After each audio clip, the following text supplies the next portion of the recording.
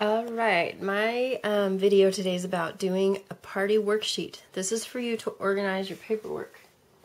And I like to fill out a party worksheet for every party I do, no matter what kind it is. You can see these categories at the top.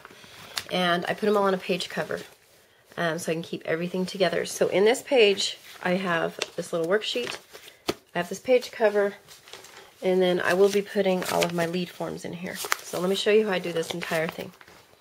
On the party worksheet, when you very first get your party booked, you should have these with you at all your events and parties so that when you book a date in the calendar, you can get their initial information. You want to write down the date of the party, of course, you know, the time of the party and the hostess's name. Make an arrangement as to when you're going to arrive. That can be done later, but just don't forget.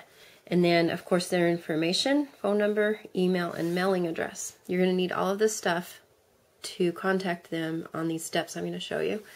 And find out if they text or not, because that is a great resource. So find out. It's important.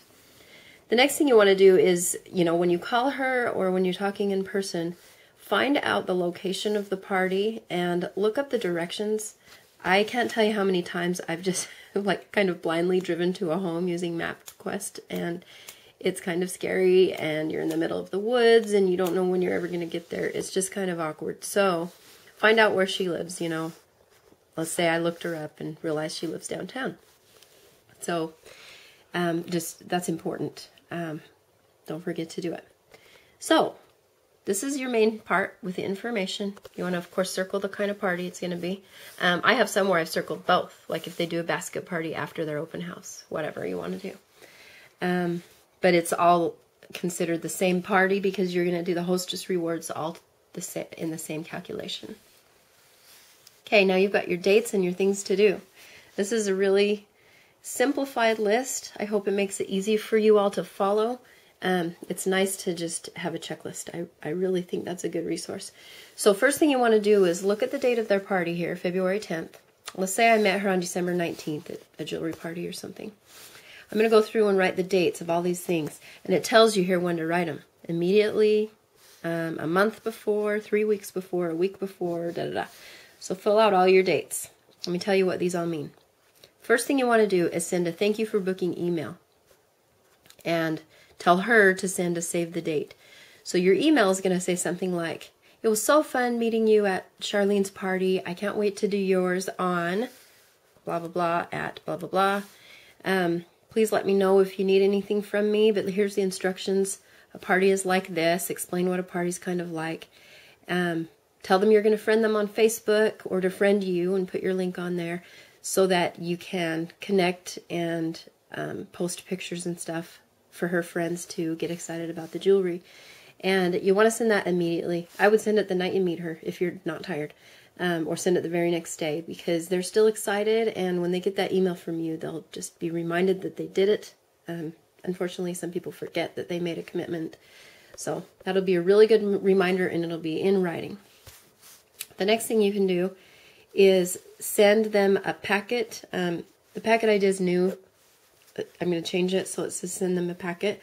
In the packet, in your hostess packet, you want to write a thank you, a personalized thank you. It can even be on a post-it note. It doesn't matter. Just put, hey, here's your packet. I'm so excited. You're so nice. I know your friends are going to have a lot of fun. Something personal. So put something personal in this little hostess packet. Again, the packet will have invitations. I'm going to have a whole video separate from this about packets, but give them the packet. And you need to do that a minimum of a month before. If you book the party like, 3 months in advance, I would not give it to them that early. It'll get lost and shoved in their closet. Who knows? It's just easier to do it when the event's going to be happening soon. The next thing to do is make sure you do this 3 weeks before and call and confirm and tell them it's time. It's time to give out the invitations. Did you get your packet? Oh, what'd you think? Did you start inviting people?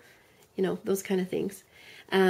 Create an event on Facebook and tell them to invite their friends on Facebook, but that is not, absolutely not how they're supposed to really invite people. The event on Facebook is just a convenient extra thing you can do. it is very, very important to give out invitations in person or to mail the invitations and call each person they mail them to. They need a personal connection when they invite people. And again, that'll be in the hostess packet to teach you guys all about that. The next thing to do is a week before, call and ask her how it went. How many people have you invited? How many people said they were going to come? Oh, good. And you do it a whole week before because you might need to coach her a little more and say stuff like, oh, you need to call everybody again. Or, hey, did you invite, the daycare people where your kid goes to daycare? Did you invite your doctor? Did you invite your friends at church? The people they might have forgotten. That's just to check on them. The night before, text them a reminder. Make sure it's short so that it only takes up one text. That way they can forward it to all their friends. And that'll be in the packet to tell them to be ready to text their friends. And then they can text it the day of as well. This is really, really cool because a lot of people forget things like this. They just aren't as important to the people who are not hosting them.